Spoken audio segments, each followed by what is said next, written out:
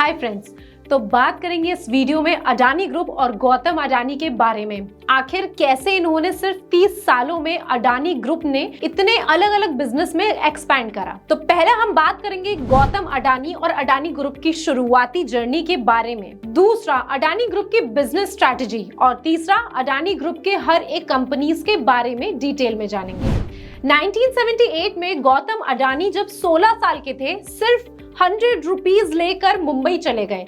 इस विजन के साथ जीवन में कुछ बड़ा करना है तो स्ट्रगल करना ही पड़ेगा। इनकी शुरुआती शिक्षा CN विद्यालय अहमदाबाद में हुई, जहां इन्होंने बीच में स्कूलिंग छोड़कर मुंबई चले गए और डायमंड तराशने का काम महिंद्रा ब्रदर्स में करने लगे और 3 साल बाद खुद का डायमंड ब्रोकरेज फर्म जवेरी बाजार में शुरू कर लिया और महज 20 साल की उम्र में गौतम अडानी मिलियनियर बन गए। गौतम अडानी का असली एंटरप्रेन्योरल जर्नी 1981 में शुरू होती है, जब उनके बड़े भाई ने प्लास्टिक का बिजनेस शुरू करा और गौतम अडानी को मुंबई से अहमदाबाद जाना पड़ा। प्लास्टिक्स बनाने के लिए पॉलीविनाइल क्लोराइड PVC और विनाइल की जरूरत पड़ती है और उस समय भारत में 1-2 ही कंपनीज थी जो PVC बनाया करते थे, तो उन्होंने अधिकतर PVC दूसरे देशों से इंपोर्ट करना पड़ता था। तो अडानी ब्रदर्स ने सोचा क्यों ना इंपोर्ट एक्सपोर्ट का बिजनेस शुरू किया जाए और अडानी ग्रुप की पहली कंपनी अडानी एक्सपोर्ट्स की शुरुआत हुई।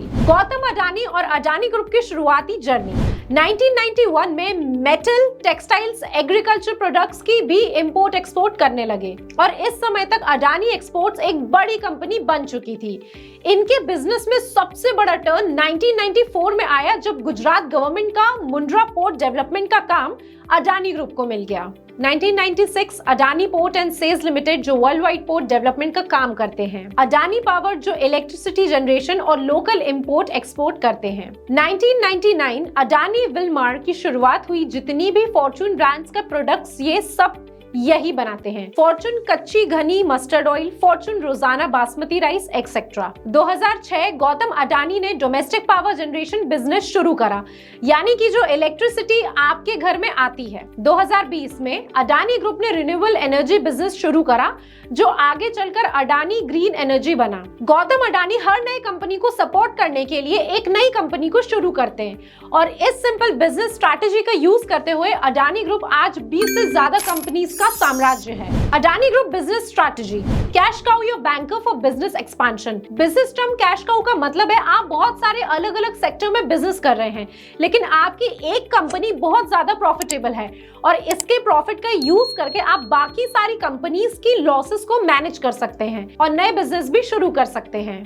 जैसे 1988 में अडानी ग्रुप का कैश काउ अडानी एक्सपोर्ट्स था, जिसका प्रॉफिट यूज करके गौतम अडानी ने पोर्ट डेवलपमेंट का काम शुरू करा। आगे चलकर अडानी ग्रुप का कैश काउ मुंद्रा पोर्ट बन गया और अडानी ग्रुप ने रेलवे डेवलपमेंट, एयरपोर्ट डेवलपमेंट और अडानी ट्रांसमिशन का भी शुरुआत करा। अभी के समय में अडानी ग्रुप का कैश काउ अडानी एंटरप्राइजेस है, जिसमें बहुत सारे कंपनीज है। Adani solar, Adani airport, Adani cement, Adani defence and aerospace, Adani mining, Adani road transport. तो अगर आपको भी अपना बिजनेस एक्सपांड करना है तो सबसे पहले एक कैश काउ बनाएं। Making supporting infrastructure for expanding business. Gautam Adani ने जितने भी नए बिजनेस शुरू करे, उसमें हर एक बिजनेस एक दूसरे से इंटर रिलेट है और इंटरकनेक्टेड है।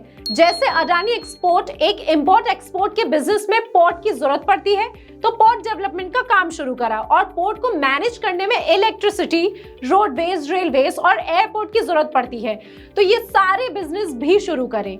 जब आपका बिजनेस एक दूसरे से इंटर रिलेट एंड इंटरकनेक्टेड होता है, तो आपका ओवरऑल प्रॉफिट बढ़ जाता है और ओवरऑल लॉस घट जाता है।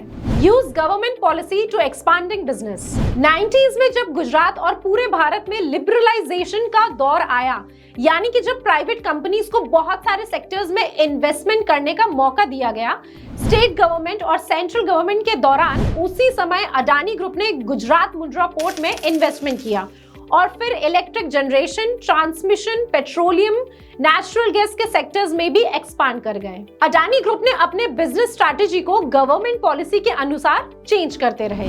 Acquisition and merger strategy. Acquisition मतलब पूरी तरह किसी बिजनेस को खरीद लेना और मर्जर मतलब अपने कॉम्पिटिटर्स मींस प्रतियोगियों के साथ पार्टनरशिप कर लेना। जैसे 1999 में अडानी ग्रुप ने विलमार इंटरनेशनल के साथ पार्टनरशिप करा और जितने भी फॉर्चून ब्रांड्स का प्रोडक्ट आप देखते हैं ये सब अडानी विलमार के अंदर आता है। 2014 में Tata steel and IT infrastructure से धर्मा पोर्ट को ₹5500 करोड़ में खरीद लिया। 2017 में अडानी ग्रुप ने रिलायंस इंफ्रास्ट्रक्चर के ₹13,251 करोड़ में खरीद लिया। इन सब बिजनेस स्ट्रैटेजी का यूज करके आज अडानी ग्रुप 20 से ज्यादा कंपनीज का साम्राज्य है।